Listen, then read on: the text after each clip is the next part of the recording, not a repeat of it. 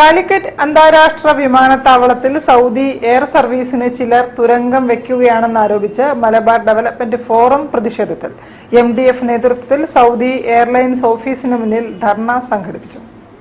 കാലിക്കറ്റ് അന്താരാഷ്ട്ര വിമാനത്താവളത്തിൽ Saudi airlines വിമാന സർവീസ് ഉടൻ ആരംഭിക്കണമെന്നാവശ്യപ്പെട്ട് മലബാർ ഡെവലപ്മെന്റ് ഫോറം കോഴിക്കോട്ടെ സൗദി എയർലൈൻസ് ഓഫീസിന് മുന്നിൽ ധർണ നടത്തി.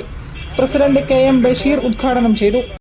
സൗദി എയർലൈൻസ് വർഷങ്ങളോളം കരിപ്പൂർ വിമാനത്താവളത്തിൽ സൗദി എയർലൈൻസിന്റെ വൈഡ് ബോഡി വിമാനം തന്നെ സർവീസ് നടത്തിയിട്ടുണ്ട്. യാദൃശ്ചികമായി 2020 ഓഗസ്റ്റ് 7-ാം തീയതി ഒരു ചെറിയ വിമാനം എയർ ഇന്ത്യ എക്സ്പ്രസിന്റെ കോഡ് സിയിൽപ്പെട്ട ഒരു വിമാനം തകർന്നു. ആ വിമാനം തകർന്ന ഉടനെ തന്നെ യാതൊരു കാരണവുമില്ലാതെ അനധികൃതമായി അനാവശ്യമായി വൈഡ് ബോഡി സർവീസുകൾ എയർ ഇന്ത്യയുടെ general secretary Khais Ahammed, treasurer PP Shabeer തുടങ്ങിയവർ നേതൃത്വം നൽകി.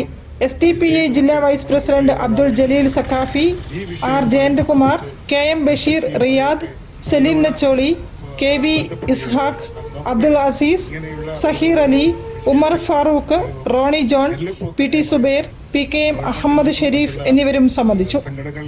News bureau, Kozhikode. Pravasi Bharatiya Divas global conference